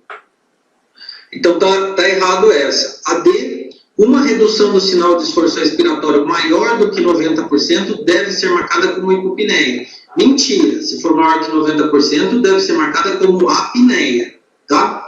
E a verdadeira, então, o sensor ideal recomendado para marcação de hipopneias é a cânula de pressão. Está correto, tá? Então, para marcação de apneias, o recomendado é o termístro, né, que mede o fluxo aéreo, e para hipopneias é a cânula de pressão nasal. Tá bom? Vamos ao próximo. Ó, essa é bem enxuto, né, o teste. De acordo com a ICSD-3, que é a Classificação Internacional de Distúrbios do Sono, terceira edição, né, que é a última edição. O principal fator predisponente para a apneia obstrutiva do sono é, então, assim, as alternativas: desvio septal, excesso de peso, retrognatia, doença neuromuscular. Todas elas, de certa forma, podem influenciar na questão da apneia obstrutiva do sono. Mas o principal, o que mais influencia, segundo os estudos e segundo a classificação internacional, é a obesidade, né? Então, é o excesso de peso, essa é a alternativa correta. Tá bom? Vamos à próxima, então. São tratamentos possíveis para a apneia obstrutiva do sono no adulto, exceto, tá? Então, vamos lá. Aparelho intraoral, ok. CPAP, ok. Cirurgia de faringoplastia. Existem várias versões, né, de faringoplastias. Ok. Cirurgia de traqueostomia é um tratamento um pouco mais radical, mas também ok. Para a apneia obstrutiva, todos esses são alternativas possíveis. Porém, o aparelho intraoral que os dentistas usam, né, o mais indicado, é o aparelho de avanço mandibular, tá? Aqui a pegadinha é aparelho intraoral de avanço maxilomandibular, não. Nenhum aparelho intraoral desses para apneia avança maxila, tá? Avanço maxilomandibular é uma técnica de cirurgia esquelética, né? Então, é pegadinha só para se a pessoa não ler direito se confundir aqui.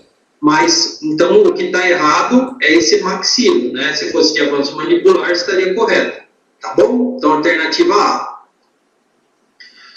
Em relação aos aparelhos intraorais de avanço mandibular, aqui está correto, né? Assinale a falsa, tá? Podem ser usados em pacientes com ronco primário? Sim, eles podem, tá? Geralmente são indicados para pacientes com apneia leve ou moderada, está correto também. Eles podem ser utilizados para ronco primária, SAUS leve a moderada, né? Apneia obstrutiva leve a moderada. Podem ser indicados para casos específicos de apneia obstrutiva do sono severa? Sim, embora não seja a primeira opção, né? Primeira opção é o CPAP, em alguns casos pode ser o tratamento cirúrgico, mas em casos assim específicos, quando o paciente não se adaptou ao CPAP, enfim, não quer fazer uma cirurgia e tem uma boa resposta com o aparelho, casos específicos de exceção, eles podem ser usados. Então, a falsa é: pacientes obesos não podem ser encaminhados para esse tratamento? Está errado, tá? Apesar, a gente sabe que a obesidade é um fator que pode ter um pior prognóstico para muitos tratamentos, mas eles podem sim, né? Se for um obeso, por exemplo, com uma apneia leve, né, e que tiver preencher os critérios, aí no caso para indicar um aparelho intraoral, ele pode sim ser indicado para esse tipo de terapia, tá bom? Bom, outra questão, são questionários para auxiliar na triagem de pacientes com apneia obstrutiva do sono. Então, questionário de triagem, tá? Que existem vários aí na literatura. De todas essas alternativas, os que são de triagem é o questionário de Berlim, tá? Que eu, inclusive, comentei na aula. O Stop Bang, que também é um questionário de triagem, que até alguns anestesistas usam para saber se o paciente tem uma chance maior de ter apneia do sono. O NOSAS, que é um questionário mais novo também, e que também foi desenvolvido no sentido de se fazer uma triagem, quem são os pacientes com risco aumentado para ter apneia e quais não têm esse risco. Vale lembrar que nenhum questionário é 100%, não tem uma sensibilidade e especificidade de 100%, tá? O padrão ouro é a polissonografia, né, associada ao quadro clínico. Mas esses três são questionários de triagem. Nas outras alternativas, sempre tem algum que não é. Então, aqui, por exemplo, o RUPOL é um questionário de qualidade de vida, o EPORT é um questionário para medir sonolência, que a gente também usa para apneia, né, mas ele é um questionário específico para sonolência diurna. O FOSC-10 é um questionário de qualidade de vida, tá? O SAQALI, né, não sei nem como pronunciar, mas também é um questionário de qualidade de vida. Eles são relacionados também à parte do sono, à parte da apneia, mas não para se fazer triagem. Eles são questionários que medem mais a qualidade de vida no paciente apneico. E aqui também o SF36 é clássico, um questionário de qualidade de vida. Então, a alternativa correta aqui é a alternativa C. Muito bem, mais um teste. Aqui é um caso clínico, tá? Paciente masculino, 43 anos, refere sono de qualidade ruim, roncos intensos há 4 anos. IMC de 29, escala de Epworth de 17, polissono mostrou IH de 4,8 por hora, saturação do O2 mínima 91 e índice de mercúrio despertares 28,2 por hora.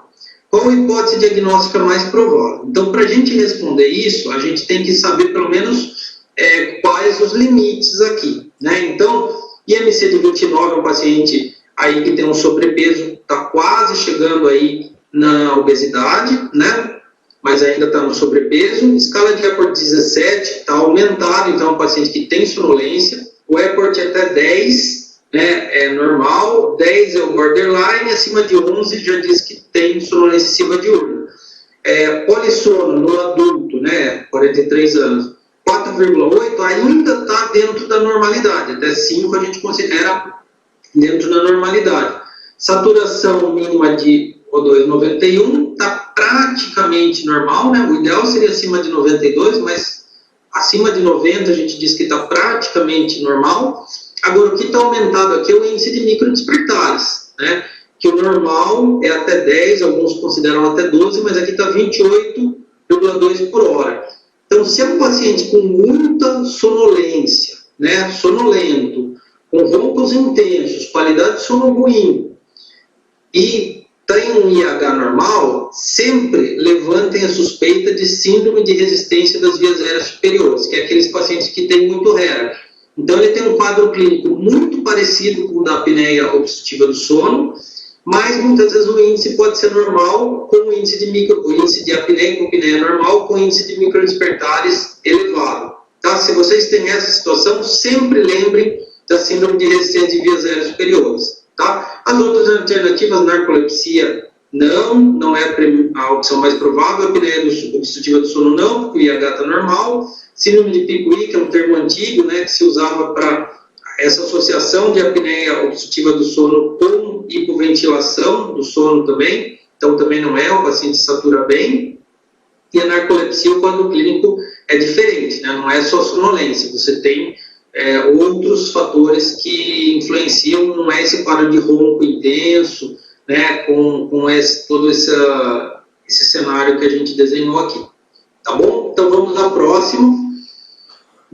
Como pode ser feito o diagnóstico no caso anterior? Então, assim, o que é o padrão ouro para a gente fazer o diagnóstico de síndrome de resistência de vias aéreas superiores, né? Que a gente vai ter que detectar esses HERAs, tá?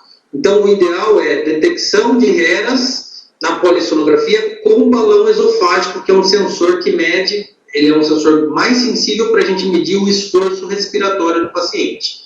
Tá? E quando fala em balão esofágico, não tem nada a ver com pH-metria, nada disso. Ele está medindo o esforço respiratório. Tá? E aqui ainda acrescenta ou pela cânula de pressão, que os equipamentos mais modernos, pelo achatamento da curva na cânula de pressão, a gente consegue marcar o HERA.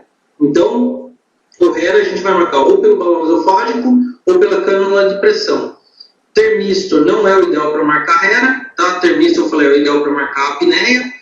Esse detecção de sono REM precoce é no teste de latência quando você está suspeitando de narcolepsia. E a detecção de hipoventilação durante a oximetria é mais quando você está suspeitando de uma hipoventilação aí durante o sono, tá bom? Em relação à escala de sonolência de Epworth, então assinale a correta, tá? A escala de Epworth, ela avalia o grau de sonolência do paciente, mas não permite determinar a causa. Então essa é a alternativa corretíssima, tá? As outras, paciente com Epworth 16 sugere apneia obstrutiva do sono? Não. O Epworth 16, ele pode até ter apneia do sono, se você correlacionar com outros fatores aí no quadro clínico.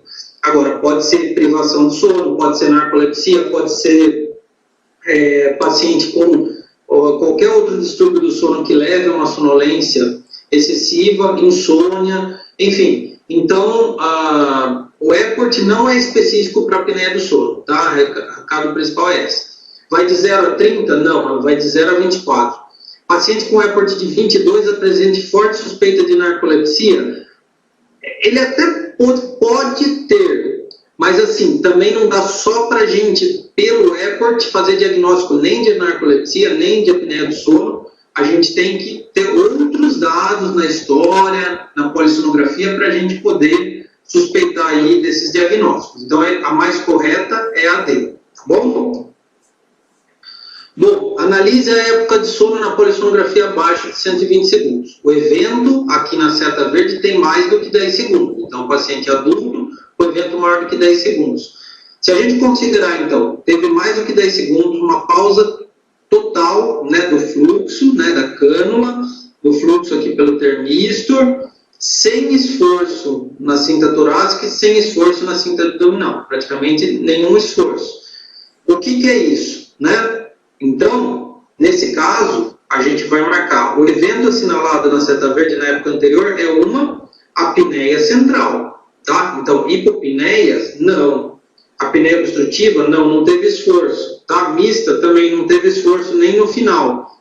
Então, apneia central, vou voltar aqui só para vocês verem que não teve esforço, tá? Essa mínima variaçãozinha que a gente vê aqui, geralmente é um reflexo do próprio eletrocardiograma. Mas a gente, quando tem esforço, a gente vê que realmente a curva é diferente, tá bom? De acordo com a classificação internacional de distúrbios do sono, assinale a alternativa falsa em relação ao diagnóstico da apneia obstrutiva do sono no adulto. Então, a falsa trata-se de um diagnóstico essencialmente clínico? Não. A apneia obstrutiva do sono, como a gente viu na aula anterior, para a gente fazer o diagnóstico, a gente tem que correlacionar a parte clínica com a polissonografia. A gente depende de um estudo do sono. Então, ou de uma polissonografia, ou de uma monitorização portátil do sono. Só com a clínica, se um paciente chega para mim falando que ele só ronca, eu não posso dizer que ele tem ronco primário. Eu tenho que fazer estudo do sono. Assim como se é um paciente que tem história de ronco, sonolência diurna, enfim, a gente tem que correlacionar sempre o quadro clínico com o estudo do sono, tá? Então, as outras estão erradas. As comorbidades do paciente podem auxiliar no diagnóstico da apneia obstrutiva do sono? Não. Geralmente é um diagnóstico clínico e polissonográfico. Geralmente né? Então, essa está verdadeira. Desculpa aqui. As comorbidades do paciente podem auxiliar no diagnóstico da apneia obstrutiva do sono. Sim, né? Pelos critérios, o paciente tem que ter sintomas, o paciente, se ele tiver comorbidades, né? Essas comorbidades, então, dentre elas, aí, hipertensão, transtorno de humor, isso é um dos critérios que, se o paciente tiver um índice maior do que 5, ele auxilia. Então, só corrigindo, essa aqui está correta, a B está falsa, porque trata-se de um diagnóstico essencialmente clínico? Não, é clínico e polissonográfico. Então, geralmente é um diagnóstico clínico e polissonográfico? Sim. A polissonografia isolada pode indicar o diagnóstico em alguns casos. Sim, se o índice for maior do que 15, mesmo que o paciente não tenha sintomas, aí você poderia, pelos critérios da classificação internacional, dizer que ele tem apneia obstrutiva do sono. Tá bom? Então, aqui a falsa é a B. Mais um caso clínico. Paciente do sexo masculino, 40 anos, com ronco, sonolência excessiva diurna, que vem piorando há 3 anos. Sem queixas nasais, amidalectomizado. Então, tonsila grau 0. Sem deformidade esquelética. A horoscopia, essa aqui, ó. A gente vê que é um paciente com uma lampate 3/4. Tonsila grau 0. Polissonografia evidenciou a apneia obstrutiva do sono moderada. Então, IH de 25 por hora. Tá? De acordo com Friedman, qual seria aproximadamente a chance de sucesso de uma uvulopalatofaringoplastia isolada no caso anterior? Então, para a gente saber isso, a gente tem que saber qual que é o estagiamento de Friedman desse paciente. Tonsila grau 0, IMC de 28 e uma lampate 3/4. Então, esse paciente é um paciente Friedman 3. E pelos estudos de Friedman, o paciente Friedman 3 ele tem aproximadamente 8% de chance de sucesso com uvulopalatofaringoplastia isolada. Tá? Então, isso a gente tem que saber, tem que ter esse conceito para poder responder essa. Sobre a prevalência do ronco e apneia obstrutiva do sono, a assinale é correta. Ronco primário ocorre em aproximadamente 80% da população. Os estudos são variáveis, mas a maioria tem estudo que fala de 20% até 60%, né? 80% é um pouco mais do que mostra a maioria dos estudos.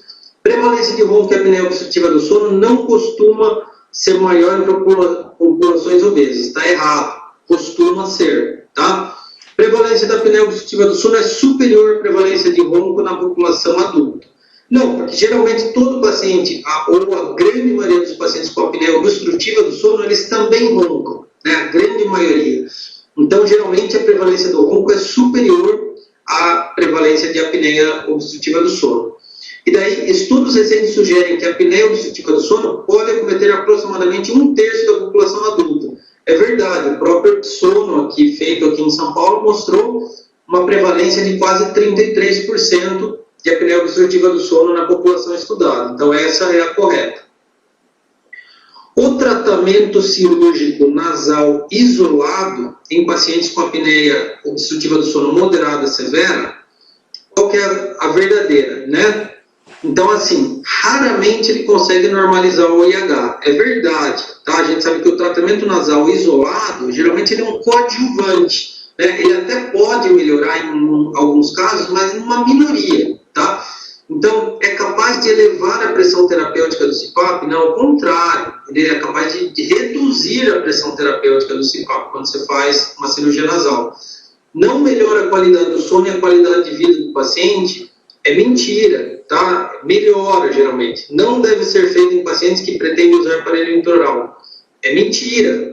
Se você vai usar um aparelho intraoral, é importante que o nariz do paciente seja bom. Então, se o paciente tem um desvio de septo obstrutivo, por exemplo, você pode fazer uma cirurgia nasal e depois adaptar um aparelho intraoral, ou um CPAP, enfim. Então, a correta é isso. Raramente consegue normalizar o IAH, tá? Bom, gente, eu procurei falar de uma maneira breve, né? Felizmente, hoje a gente conseguiu fazer toda a aula sem nenhum tipo de contratempo aí de conexão. Agradeço a todos aí pela audiência, pela compreensão, espero ter contribuído aí mais uma vez para o curso e estou à disposição, se alguém tiver alguma pergunta adicional, eu estou à disposição. E depois também, não só aqui no Automaster, aí nos congressos que a gente se encontra, sempre que alguém tiver qualquer dúvida relacionada aí a ronco, apneia do sono, polissonografia, a gente está sempre à disposição e eu sou um dos entusiastas aí para que os otorrinos realmente estejam cada vez mais, tenham conhecimento na área de sono, porque eu acho que a gente tem um diferencial, a gente conhece via aérea superior como nenhum outro especialista, então eu acho que é uma área muito interessante e quem quiser seguir nesse rumo, eu dou meu total apoio, tá bom? Obrigado mais uma vez, obrigado Luiz, eu estou à disposição aí. Obrigado, Lorenzetti, mais uma vez, a gente agradece muito o seu esforço aí de ter até se deslocado de Sorocaba para cá. E eu repito, reenfatizo o que eu falei na semana passada, que você é uma das pessoas mais indicadas para dar essa aula, porque todo esse seu conhecimento, didática, né, acrescenta muito para o Automaster. Valeu mesmo. Obrigado e boa viagem lá de volta. Valeu mesmo. Obrigado, gente. Obrigadão. Todos aí da sua aula aí, ó. Todo mundo elogiando excelente aula, super didática, adorei. Muito bom. Obrigado, pessoal. Eu desejo um bom término de curso aí para todos vocês e um grande abraço aí para todo mundo. Valeu, Fábio. Obrigado. Tchau, tchau.